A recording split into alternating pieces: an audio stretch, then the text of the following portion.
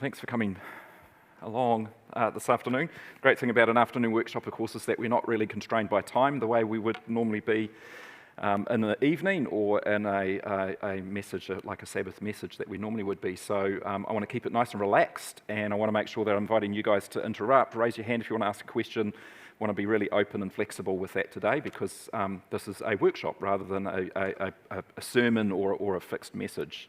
So please interrupt with questions.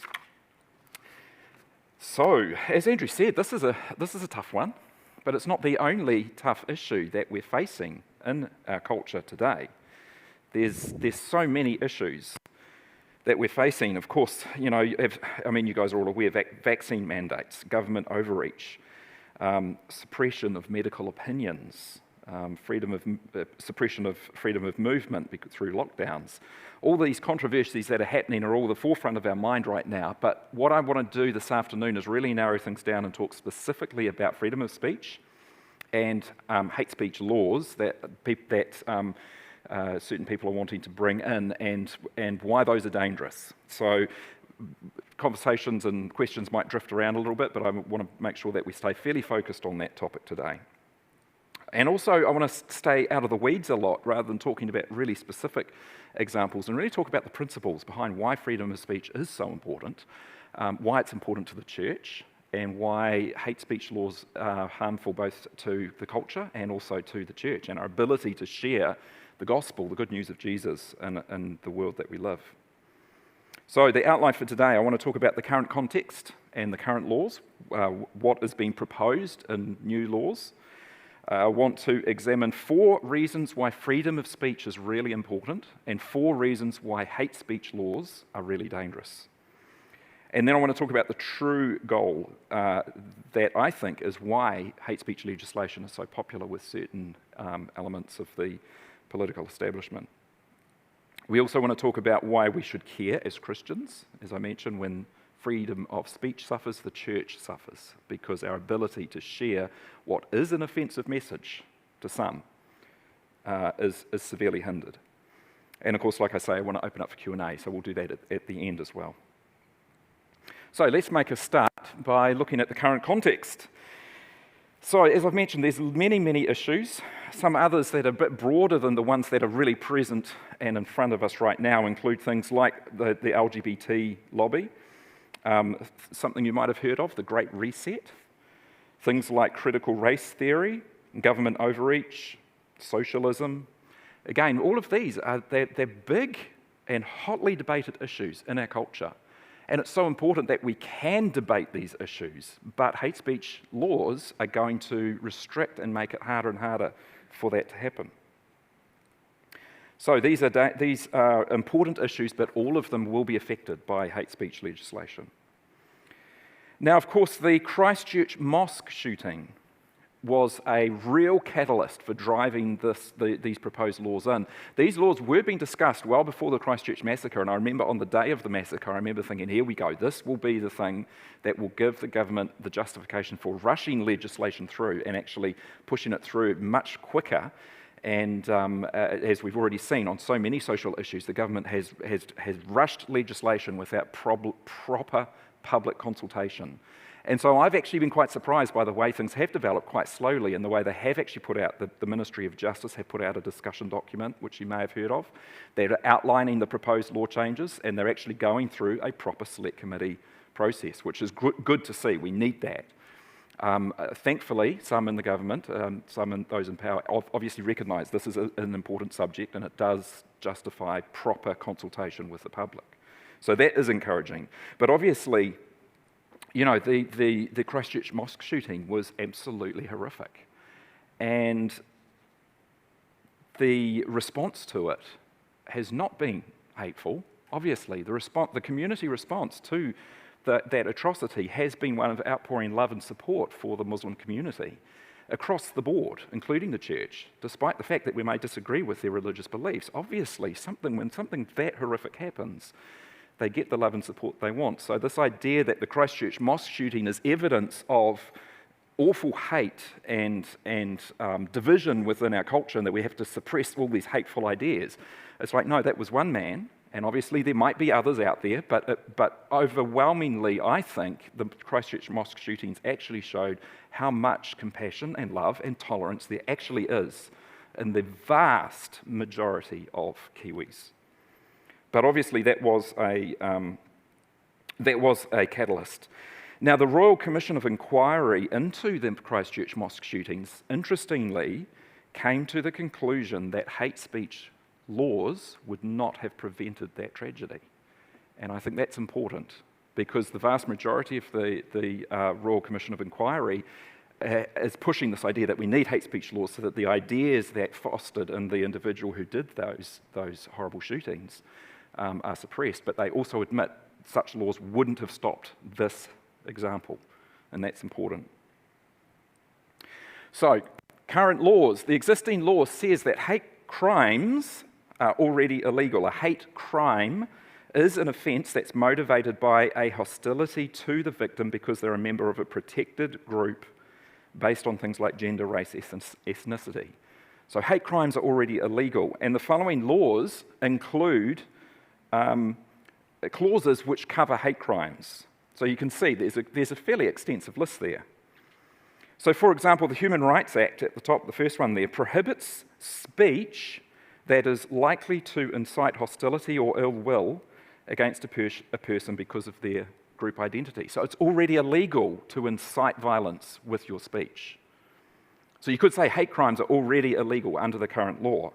And the groups that you cannot incite hostility or ill will towards are anybody who, according to that big list there, sex, marital status, religious belief, that should be ethnic, not ethical, ethnic belief, it would be ethical belief. I don't know about that one. Skin colour, race, ethnic origins, disability, age, political opinion, employment status, family status, and sexual orientation. So if you belong to a group based on one of those classifications, you aren't allowed to be targeted. So the law already protects a lot of people. Obviously, the Crimes Act as well, it protects individuals, so you can't incite violence against an individual. But this actually covers groups of people. So you can't say all gays are, deserving of hate because they're protected already. So that means if you try to incite a mob to go beat up gay people, you can be done for a criminal charge, even if not one person responds to it, even if no mob forms and nobody commits any crime. Simply trying to incite a mob to beat up gay people is illegal under the current law. So hate speech in that sense is already illegal. Inciting ill will or hostility is already a crime. So I would argue that the law is already doing its job. So what changes are proposed? So currently the law says that you're not allowed to incite violence, ill will, or hostility. And what they're wanting to do is make an adjustment to say that now you cannot incite hatred or discrimination. Now it might sound just like semantics, but words are important, and these words do change what the law means. These will lower the bar of what constitutes an incitement to violence or hate, from violence and hostility to hatred and discrimination. So the Ministry of Justice document, the proposal, the discussion document that is out there, actually says this means a person would break the law if they did so by being threatening, abusive, or insulting.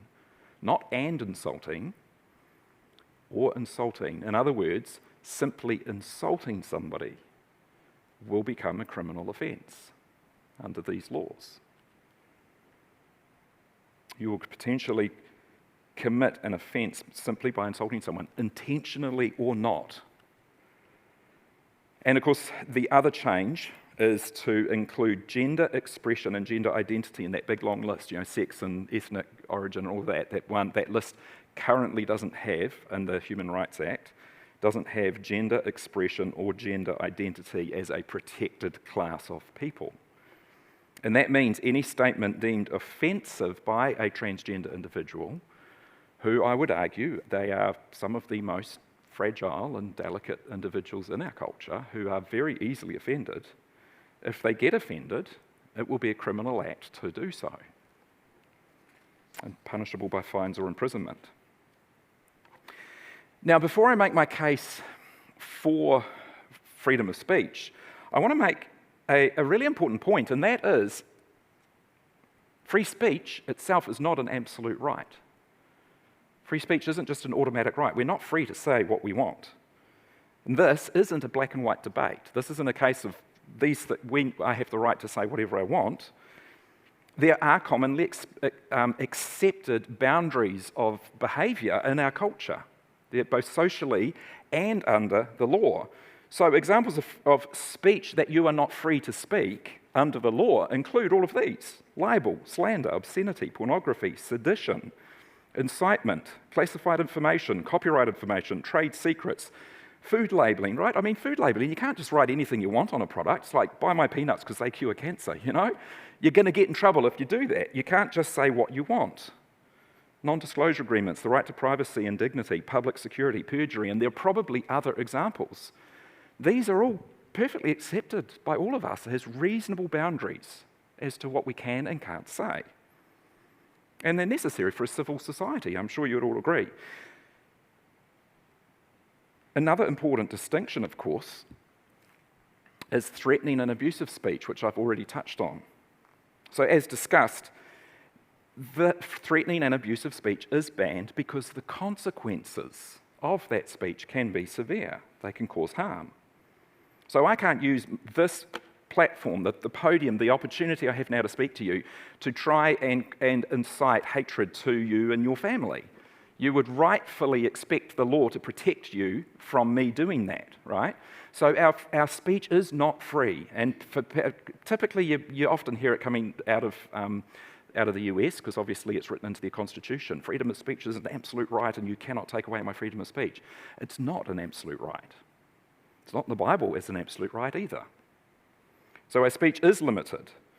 And having this conversation about hate speech laws is a perfectly valid conversation to have. It's an important conversation. So we can't just say, my freedom of speech is a right and I'm not even having the conversation. No, we do need to have this conversation, because are there boundaries that we need to put in place? Is this something we do need to consider? So the point I'm making here is that, at least on the surface, the obnoxious speech should be banned. Obnoxious speech is not desirable. So at least on the surface, it makes sense to want to put these laws in. But where do we draw the line? And I want to argue that the line needs to be drawn very much in favour of allowing freedom of speech, even at the risk of offending someone. And that's what I want to present now, the arguments for freedom of speech and the freedom to speak our minds, even if it offends you, and against laws that are going to restrict hateful speech. So, 4 reasons why freedom of speech is important. First of all, because debate and dialogue and disagreement is how truth bubbles to the surface when you have competing truth claims. This is how we get to the truth. Now, I know as Christians we rely on Scripture as an authoritative source of truth, but there are plenty of ideas and things that we have to function with in society that Scripture doesn't speak to, like food labelling laws, right? So we have to actually think to ourselves, how do we find the truth when you disagree with my position, I disagree with your position? How we do that is to talk about it. Even if your position is offensive to me, we talk and we discuss and we debate. And so freedom of speech is essential to establishing what the truth is. It's an essential tool. And you only need to look at the government's suppression of otherwise public medical information, not medical information, sorry, medical, what would you call it? Like just what's happening in the pandemic today, of where they're trying to stop certain ideas from being promoted. Now, those ideas could very well be wrong. Those ideas could be harmful. But to automatically say they are not allowed and we're going to suppress them is actually dangerous, because what if they are right? and the government's position is wrong. They need to be discussed and debated so that we can actually come to something of the truth. Free speech is the best means we have of wrestling with competing truth claims. Now, we still have a moral obligation to speak respectfully in those conversations and in those debates, and sometimes that doesn't happen. But truth can only be found when people are free to speak their minds and to have others critique those perspectives, those ideas. Second, your right to speak is also your right to hear. So, freedom of speech laws, most of you don't have a public platform that's under threat. Most of you aren't going to be silenced in voicing your opinions, I don't know, around the water machine in the office. It's not going to affect you. But it's not about just suppressing your right to speak publicly, but it's actually related to your right to hear what others are speaking. And by suppressing freedom of speech, it will stop you from being able to hear opinions that you might disagree with, but you still have a right to hear. And so the right to hear is just as important as the right to speak, and they're interrelated and intertwined. They're all lumped in together. Even ideas I don't like. In other words, it's wise to hear both sides of any argument, even if your mind is already made up. It's good to hear both sides of an argument, and freedom of speech is essential to that. Number 3, free speech is necessary for social reform. If you think back to some of the significant social reforms of the past, the abolition of slavery, the right for women to vote, the American Civil Rights Movement, apartheid in South Africa, the Waitangi Tribunal here in New Zealand, these are significant social movements that have shaped what we now enjoy, the freedoms we now enjoy. And it was essential that those reforms happened in an environment where people were free to speak. Because some will claim, but the outcome of those reforms should be obvious, like slavery is wrong. They should have seen it. It should be obvious slavery is wrong. And so the abolition of slavery should have automatically eventually happened. But people are being, I think those people are being historically illiterate because they're not recognizing that in the time when slavery was accepted, it was the majority opinion of the day. And those that spoke against it were actually speaking very unpopular views in the face of extreme hostility. And if they didn't do that in an environment where freedom of speech was encouraged and allowed, they probably would have been silenced, and we wouldn't have had those significant social reforms that we now just see as necessary and good. We forget these battles were fought by courageous people publicly voicing unpopular opinions against the prevailing attitudes and beliefs of the time. And then the other side of that coin is my fourth point, which is that fascist, evil government regimes always start with the suppression of free speech. Because evil governments cannot handle criticism. And so they always bring in, if not hate speech laws, they always bring in laws that will stop you from being able to criticize them. So freedom of speech is always taken out in every single evil fascist government regime the world has ever seen. And of course we know things, extreme examples like Nazi Germany and Soviet Russia, Mao's China, which resulted in death that the world has never seen before. And it always starts with a suppression of free speech. So free speech is really important for these reasons. Now, some might say, okay, so free speech is important. No one's actually out there, in our government saying nobody should be allowed to speak freely. All they're wanting to do is stop hate speech. So let's accept free speech is good, but I want to support laws that stop people from speaking hate and inciting really offensive beliefs against groups of people. Can we do that? Well, now I want to say, that's my 4 reasons why freedom of speech is important. Now I want to do 4 reasons why hate speech laws themselves are really dangerous, even if they're quite narrow, which the ones that have been proposed, presumably. First of all, this is a really big one, I put this first, simply that no one can define what is hate. There's no universally agreed upon definition as to what constitutes hate in speech. No one agrees on this. Dr. Paul Moon is a historian and professor at Auckland University, and he says this: there is no jurisdiction in the world where a statute has been enacted that offers a clear definition of what hate speech is. Consequently, it's left to the police and the courts to determine. This raises the problem of citizens not knowing precisely where the boundaries of criminality of speech begins. In other words, we don't know what hate in speech actually is. And without a clear definition of hate, how do we know when we've broken the law? Imagine having road laws out there that says it's illegal to speed, and if you speed, you could have penalties of up to $50,000 and 3 years of imprisonment, because that's what these hate speech laws are proposing. $50,000 maximum, obviously, we're not saying everyone's going to get that, but the maximum fine of $50,000 or 3 years of imprisonment if you speed, but we don't have any speed limits out there.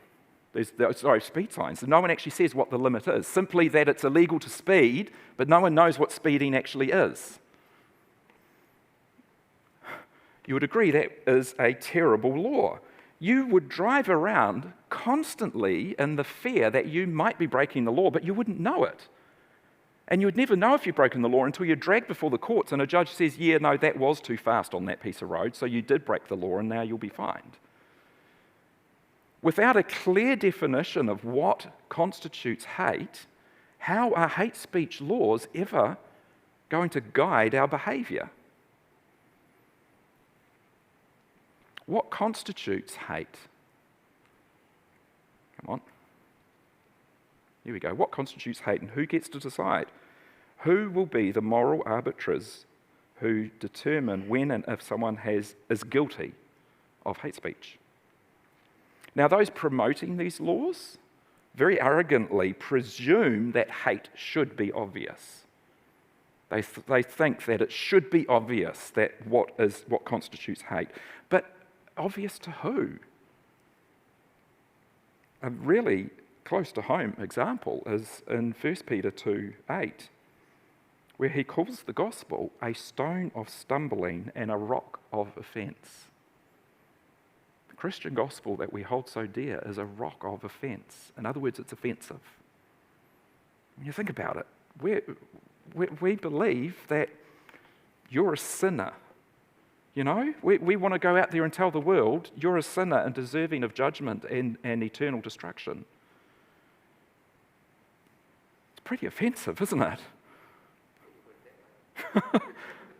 Now, it's only offensive if it's not true. If it's not true, then yeah, that's an offensive thing to believe. If it is true, then it's only loving to tell people that.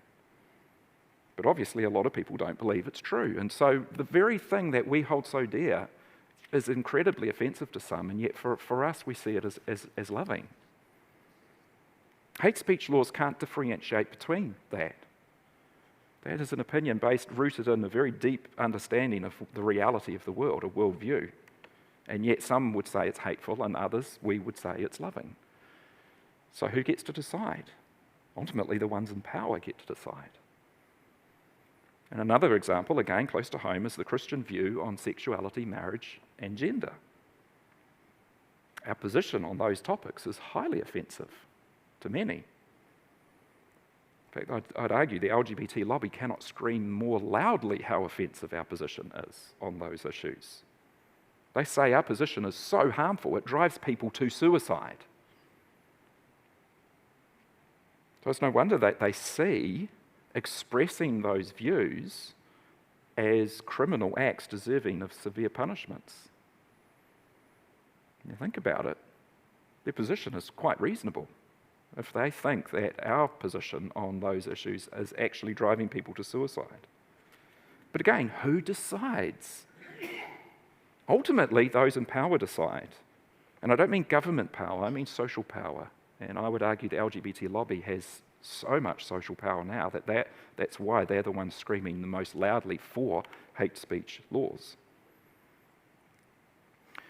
So, another reason why hate speech laws are dangerous, number 2, is determining criminal intent is now going to be determined under these laws by the offended, not the offender. So criminal justice requires to look at somebody's intent. Did I intend to harm you? If I did, then I broke a law. But now criminal intent will be determined not by, my intention might be perfectly good, but if somebody else takes offence, then it's the offended who then points their finger and says, I committed a crime. So it's the offended who determines intent. That determines my guilt. And again, I might have absolutely not a cell in my body desire to harm somebody, but simply by expressing a perspective such as a Christian view on sexuality, they can point to me and claim that I'm causing great harm and deserving of criminal sanctions. Number 3, which follows on from this, is simply that fragility is absolutely rampant in our culture. I don't think culture has ever been as fragile as it is now. Far too many are far too fragile. Our culture is based on emotionally based reasoning, where if I feel offended, then you must have offended me. And even more serious, offence is so harmful that it is a cause of suicide. I would argue that people are too easily triggered, and you only really need to look at social media or comment threads on YouTube and other places where people get to just vent their feelings. People are far too easily offended, and it's far too easy to attribute malice or evil intent in somebody else without actually understanding their position or their worldview or where they're coming from or what their actual intent is. There's no grace, there's no forgiveness, and there is no allowance for mistakes, especially public mistakes. So a politician could say something and later on go, you know what, I was a bit harsh. I was having a bad day and that was a mistake. But no, that's it. That would be the end of their career. There's no forgiveness or grace there. The truth is, of course, you can't avoid offence, right? Does anyone relate to people at all? Do you know how easy it is to be offended?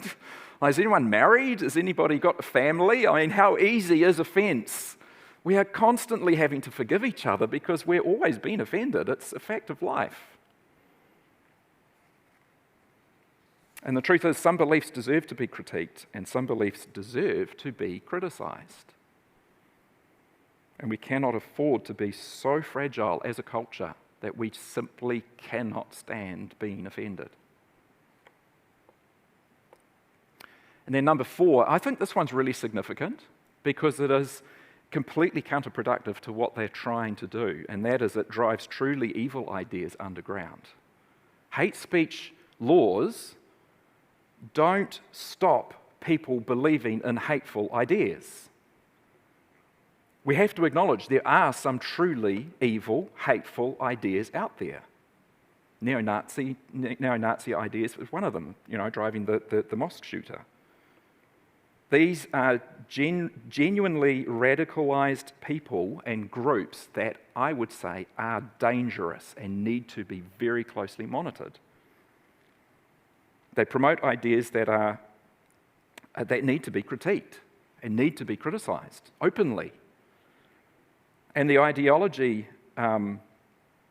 hate speech laws only serve to drive that sort of ideology underground into private communities and on the dark web or in places where their ideas are never actually voiced, never critiqued, never debated out in the open. Again, Dr. Paul Moon from Auckland University says this: a case can be made that restrictions on the open expression of ideas could end up intensifying radicalisation, not reducing it. Anyone who thinks that a change in law will diminish hate clearly has little grasp on history. You can't fix hateful and obnoxious ideas just by banning them. So how do we fix them?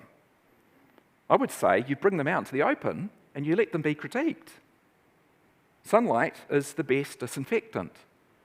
And bringing truly harmful ideas out into the sunlight, into public discourse and critique, where they can be thoroughly critiqued and discredited. Otherwise, what we end up with is those that are really susceptible to those communities and those groups, and I'm talking about angry young men, they get targeted by those groups, and they get radicalized into them. And they end up going into these underground communities where they never get their ideas challenged, because they're not allowed to speak about their ideas around the dinner table with other friends outside of those communities. They never get their ideas critiqued. So it has the opposite effect of what hate speech laws actually intend. It drives these ideas underground. And the Royal Commission of Inquiry, as I've mentioned, into the mosque shootings, actually concluded that the hate speech legislations that they are proposing in that document would not have stopped the Christchurch massacre. Rowan Atkinson, we all know Rowan Atkinson, Mr. Bean. He did a fantastic speech to the UK Parliament when they were proposing some hate speech legislation. And I've got this quote from his talk. Come on. Here we go. He says, underlying prejudices, injustices, or resentments are not addressed by arresting people. They are addressed by the issues being aired, argued, and dealt with, preferably outside of the legislative process. For me, the best way to increase society's resistance to insulting and offensive speech is to allow a lot more of it. As with childhood diseases, you can better resist those germs which you have been exposed. It's quite good, eh? So that's the point that he's making, that fourth one, that hate speech laws drive truly evil ideas underground. So those are 4 reasons why I argue that hate speech laws are dangerous. So it raises the question then, why then are they pushing these laws? What is their true agenda? And I would say their true goal is political and social intimidation and self-censorship. I think that's their true agenda. It is actually to develop a culture of fear and self-censorship for the purpose of political intimidation and control. Remember when I talked about what would be really bad law is if we said speeding is a criminal act, you're not allowed to speed, but we're not going to tell you what the speed limit is. Well, that's what hate speech laws do. They criminalise it. But imagine if speeding actually got you a $50,000 fine or 3 years imprisonment. How would your driving change? I guarantee everyone would be driving at an absolute crawl, wouldn't they? Catch the bus. Right? We would all be absolutely terrified that at any time we could be pulled over because we just don't know whether or not we're breaking the law. And I want to say, and this might sound kind of cynical, but I think that the fact there is no definition of hate in this legislation, I think it's a feature, not a bug. In other words, I think it's intentional because their true objective is actually to intimidate and get you to self-censor your own speech because you don't know where the line is going to be drawn. Thoughts and ideas which are undesirable to special interest groups, such as the LGBT lobbyists, will be able to be silenced simply by framing them as hateful.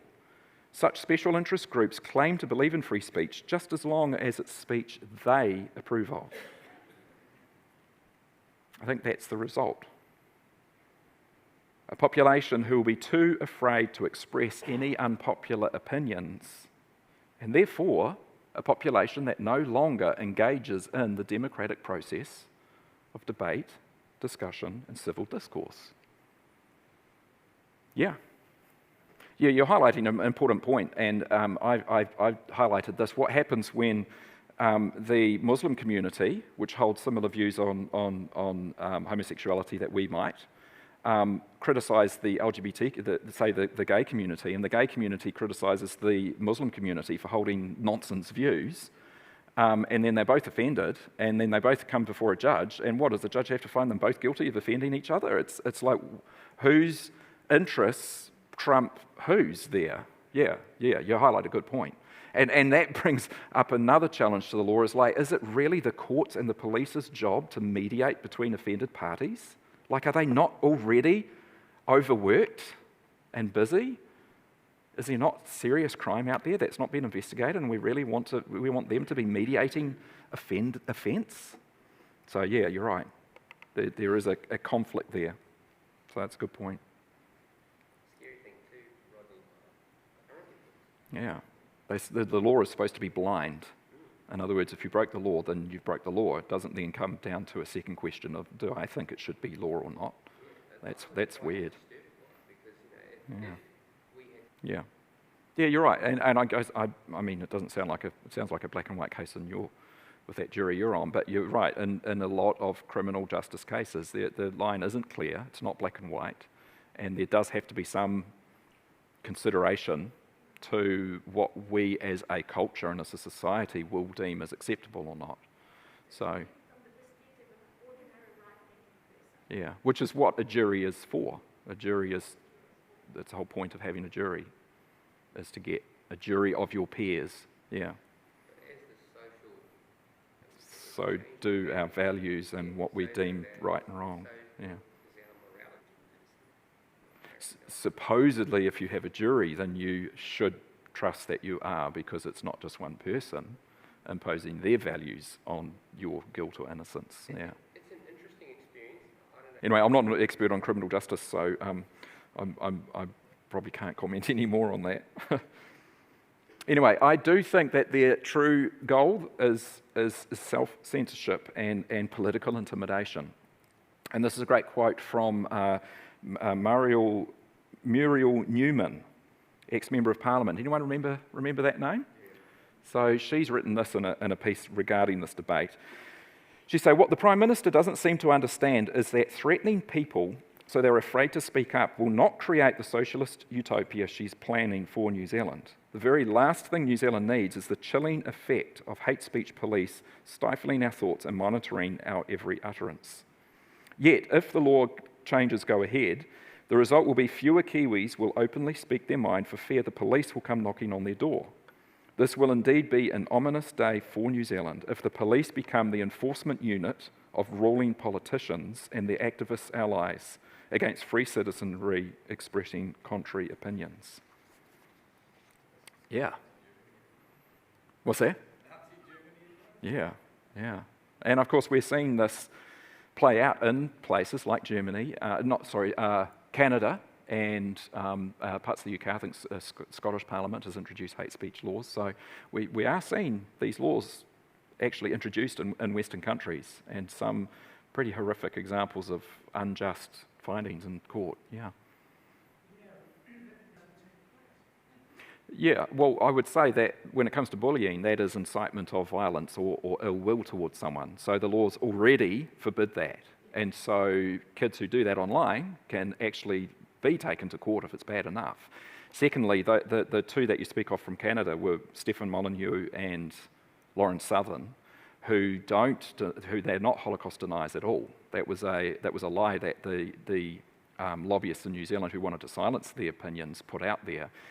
Their views are actually not that bad, and I've listened to some of their things, and they make a lot of sense. Now, that's not coming from, I'm a secret Holocaust denier. That's actually they were quite reasonable, but the lobbyists were so anti letting them have a platform that they shut them down. So that in that case, that was actually an example against hate speech legislation, because they should have been allowed to speak. And if their ideas were as abhorrent as what was being pitched, then they would have been ridiculed.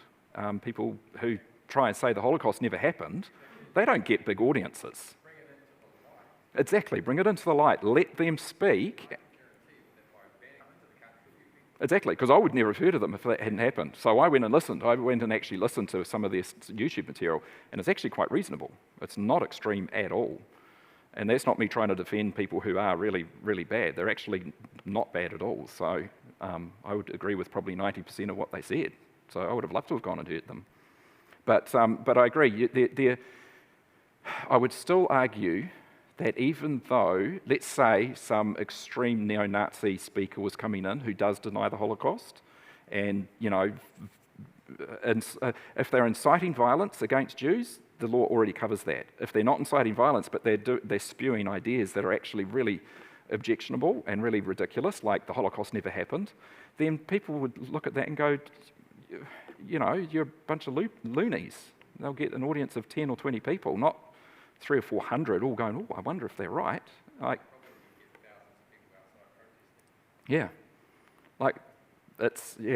I think you're right. I think they actually, those two got way more audience. So it was an own goal on those that tried to silence them.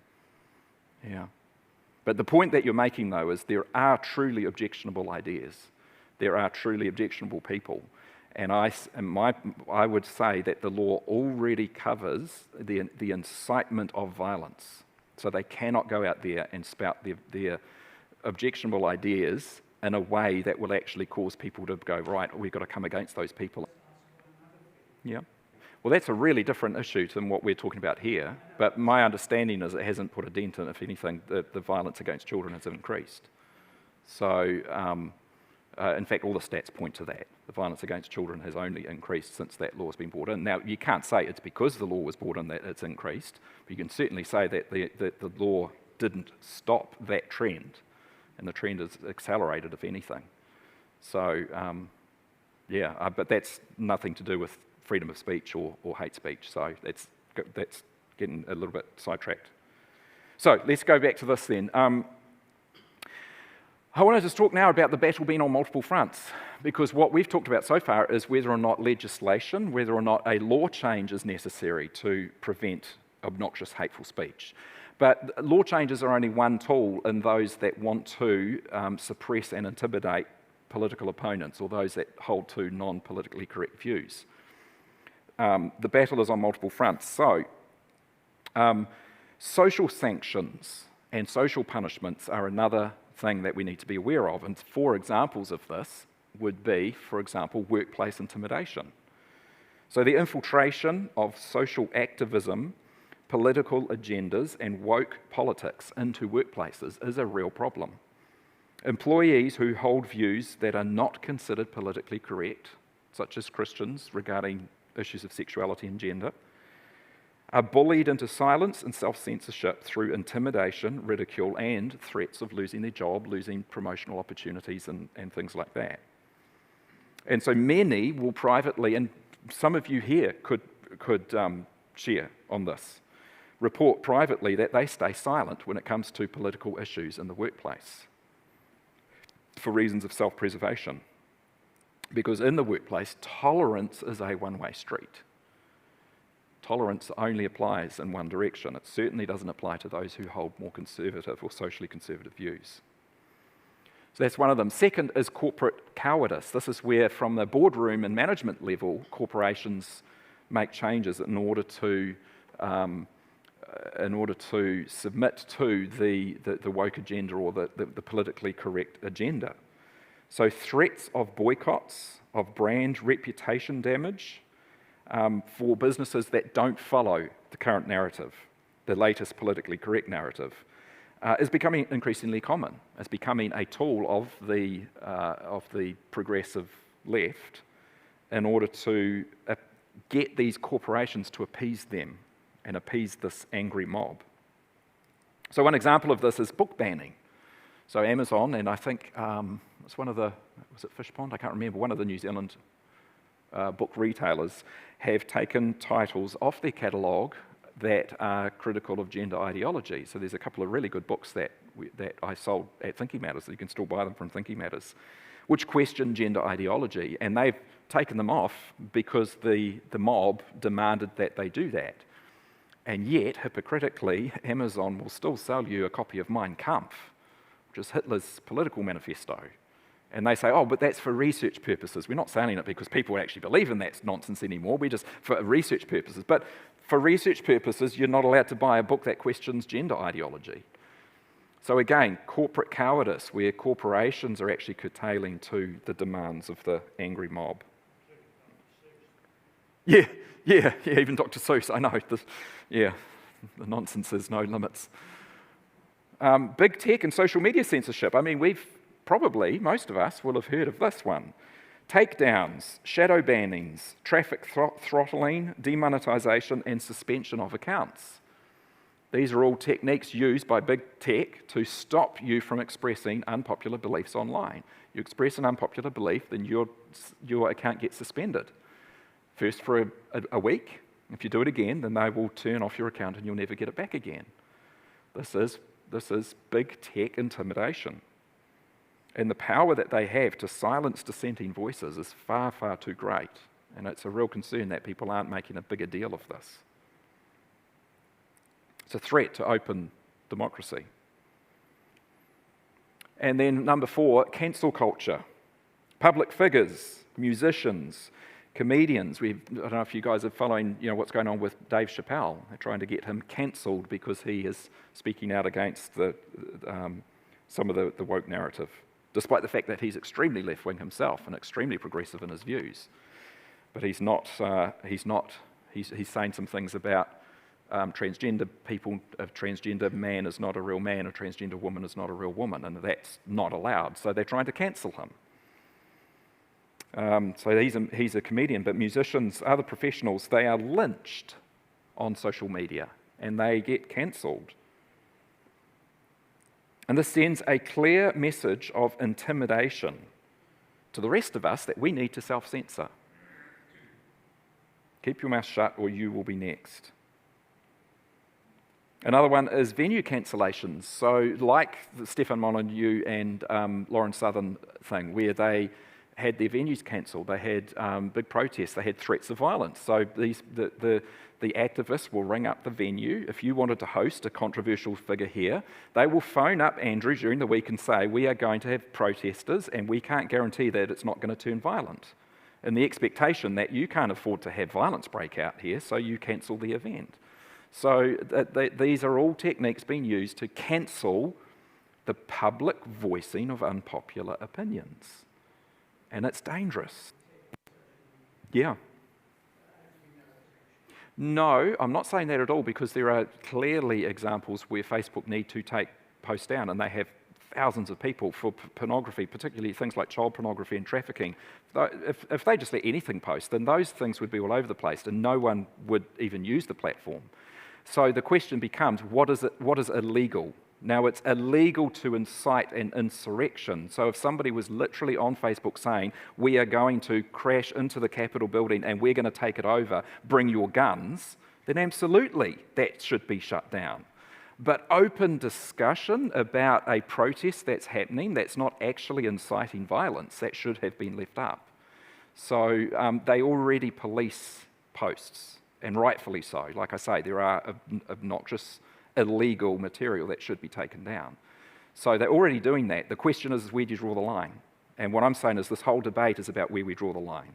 And what they're wanting to do is draw the line far, far, far too far against freedom of speech and towards political opinions, rather than allowing political opinions to air themselves, and even bad political opinions like neo-Nazi views, to simply let them be aired and let them be critiqued and ridiculed for what they are, nonsense, rather than silence them, which I can understand you'd want to silence neo-Nazi views, but hey, while we're at it, we're going to silence Christians from expressing views on sexuality that we don't agree with as well.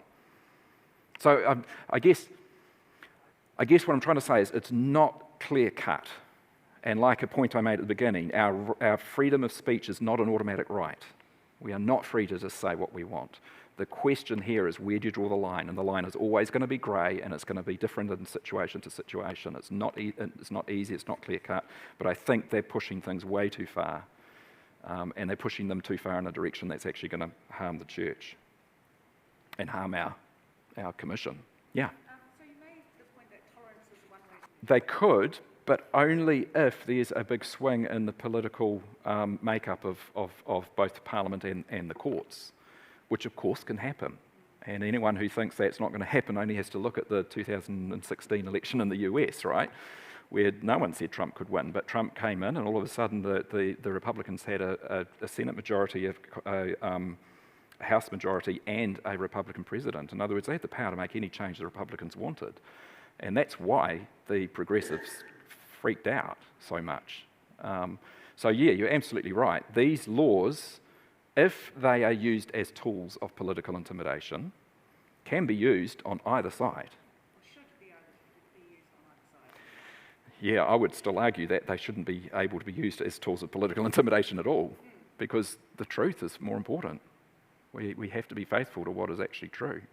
And you raise a really interesting point, because keep in mind that this debate has happened before, a long time ago, when blasphemy laws were brought in, when Christians were the ones in political power who didn't want to be offended by speech that offended us.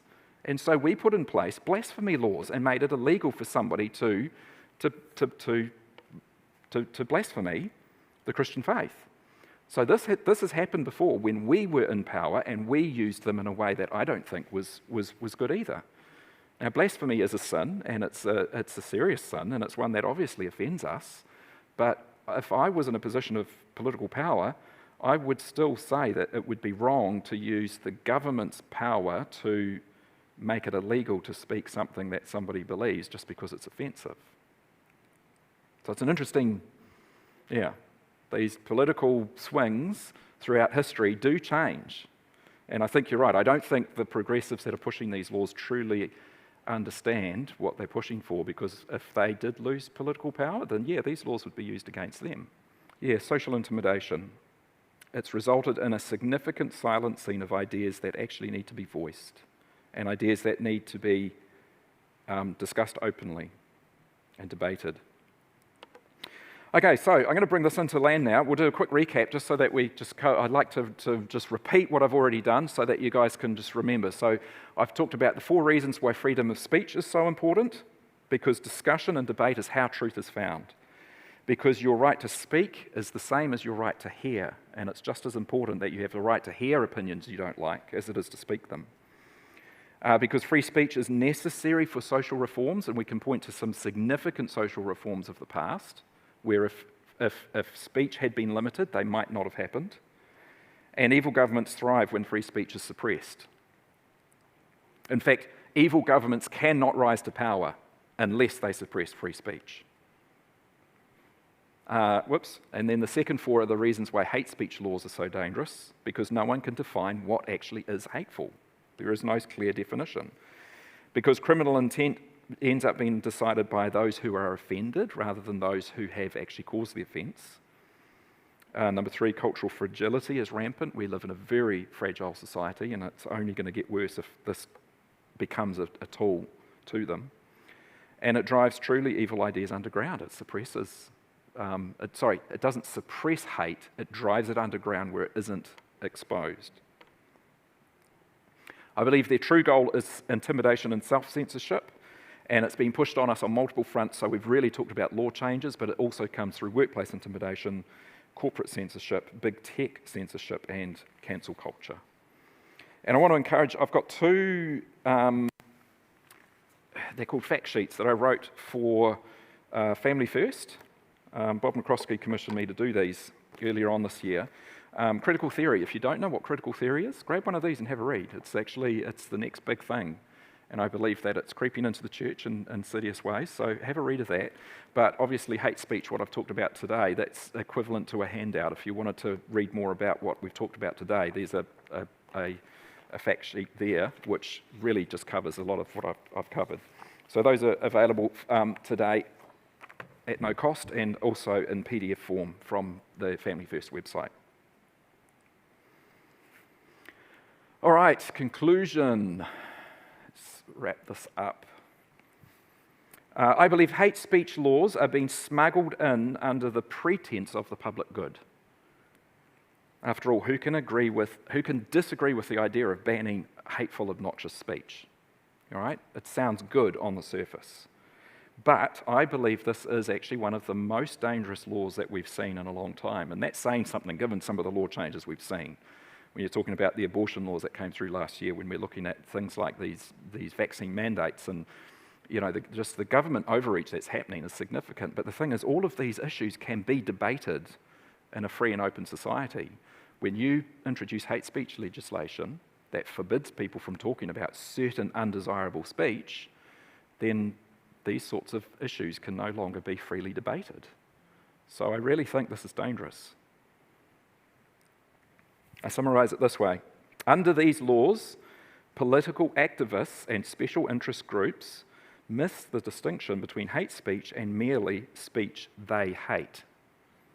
And they end up using such laws as tools of political intimidation to punish opponents and shut down debate in the marketplace of ideas. So existing laws already ban the incitement of violence. The laws are already effective at doing that. I think there is far too much ambiguity in what constitutes hate. Nobody really knows. And the risk of misapplication and abuse for political ends is far too high. These laws must be rejected for the sake of fair, open, democratic society and our freedom to speak our minds and debate. And I close with this quote from George Orwell. The further a society drifts from the truth, the more it will hate those who speak it. It's true, isn't it? Yeah. Good question.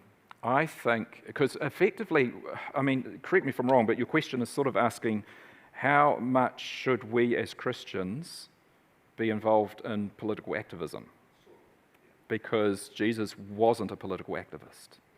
He was a social activist, certainly a moral one, but he wasn't politically involved, right? And so people point to him and say, we're supposed to be like him, so we shouldn't be getting involved in politics.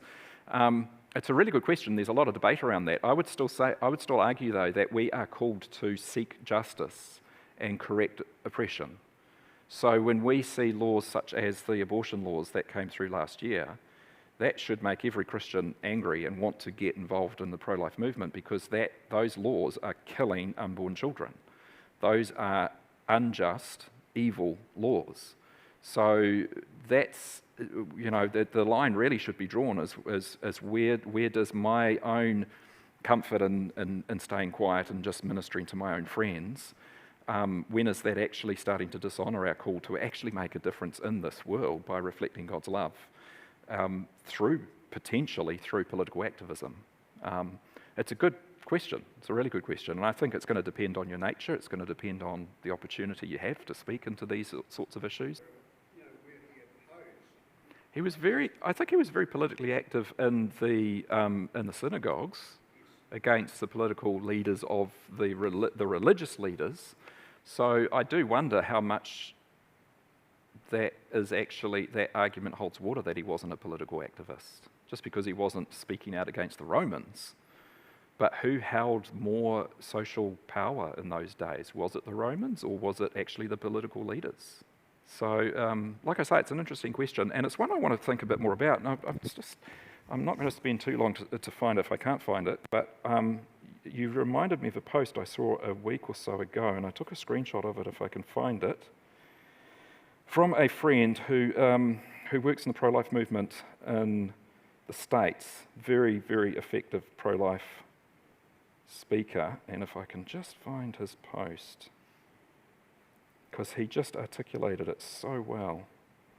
He did, and that's what I'm saying. Just because he wasn't politically opposed to the Romans, we think he wasn't a political activist, but he was politically opposed to the religious leaders, who I do wonder if they held far more sway over the daily lives of the people in that community than the Romans. I found this post, and he's highlighting because he's a pro-life worker in the States. You can imagine the pro-life movement it's incredibly controversial, and there's a lot of infighting. There's all sorts of things. Anyway, he posted this, and I just thought it was really insightful. He says, "I was talking to a group of Christians that were deeply concerned with violating Paul's commandment to be at peace with all men in Romans 12:8, especially in regard to contested moral issues that are divisive by nature, like the pro-life movement. They sensed that I was frustrated with how they understood their responsibilities to engage the culture. One of the men, a godly man, finally said, 'It simply isn't clear to me where to draw the line. I'm told to be at peace with all men, and yet it is less clear when that is supposed to end. Do you have an answer?'